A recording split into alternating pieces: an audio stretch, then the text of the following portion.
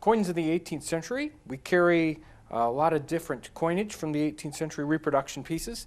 Today I've got out here the originals and the reproduction pieces, so you can see what they look like, both the originals and the reproductions. Because some of our reproductions are so accurate, we make sure to mark all our coins with a little copy stamp so that they're not confused with the originals.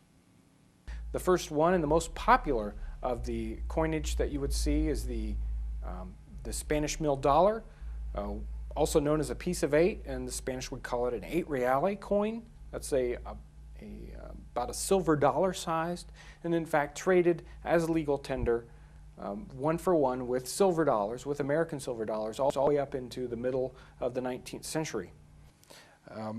Many times, with the rarity of smaller silver coinage, these coins might be cut up. So they would chop these things into pie shapes to make smaller pieces. They would call those 2 bits or 4 bits. That's where all that idea comes from. 25 cents, 50 cents is a cutting up of pieces of 8. We've got a 1755. And a 1783. The 1783 has the king's face on it. The earlier piece does not. These pieces were probably both minted in, yes, Mexico.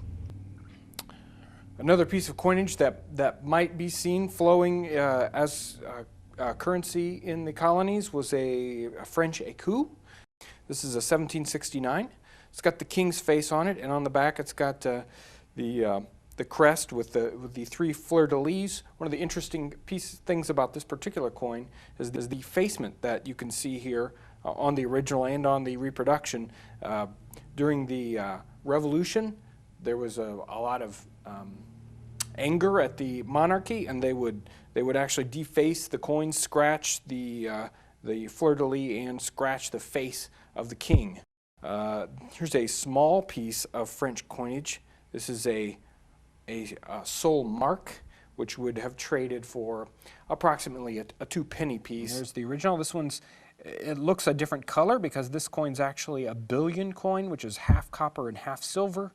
It's traded at about the 2-pence mark or less because it was a disliked one. The reproduction we made a little bit thicker because the original is very, very thin, extremely thin coin. For German coins, we have the silver Thaler, which is also a silver dollar sized type coin. This one's a 1778 from the Hesse-Kassel region, and may have been made from silver that King George paid for renting soldiers.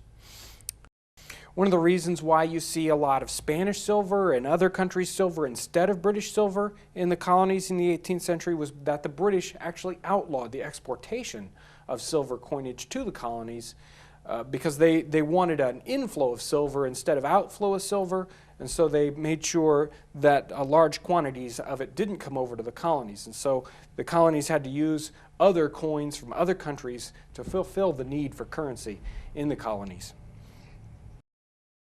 As we move into British coinage, we have the gold guinea coin, which was, in the time period, would have been a very high value coin. Possibly if you had one in your pocket, it's like carrying around a $500 or $1,000 bill, so probably not a common piece for you to carry around in your pocket, but used to pay for larger transactions. And the larger of the silver British coinage, we start off with early Queen Anne crown. This is a 1705 silver crown, about a silver dollar size. And then half of that, we go down to a half crown. This is a 1710 Queen Anne half crown. The next piece is the shilling. This is a 1745 shilling. This is actually a Lima shilling. This is a George II Lima shilling. This was minted from silver that came from Admiral Anson's treasure silver when he raided the Spanish fleet in the Pacific in 1743. Next, smaller on the list, is the silver 6-pence. This is a 1757 6-pence, which is exactly half of a shilling. That's 12 pence. Now we move down into the copper coinage. The first one here is a halfpenny. This one's a George II halfpenny from 1747. The next one is a Irish halfpenny, 1751. We can even see Irish penny, halfpenny. It's easy to see the harp on the back of it there. We also have a George I halfpenny. This is a 1718 halfpenny. A little bit thicker, a little bit smaller. Very nice piece. And the smallest of the copper coinage is the farthing, half of a halfpenny. It's a 1754 halfpenny. One of the other coins that we offer, it's not in the coin set, but it's in the catalog and on the website, 1743 crown. This, the original is a little rough, but the reproduction looks very nice. With lots and lots of detail.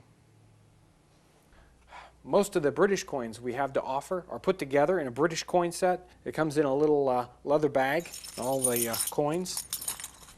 And along with that set is an informational sheet that has a picture of all the different coins, front and back, and a little information about the individual coins. Also on the back, there's a section about the relative worth of the coins, how many pennies in a shilling and how many shillings in a crown, and also a little section that describes the average wages of a common laborer and what things might have cost during the 18th century. So you can get an idea about the relative worth of these coins in today's money.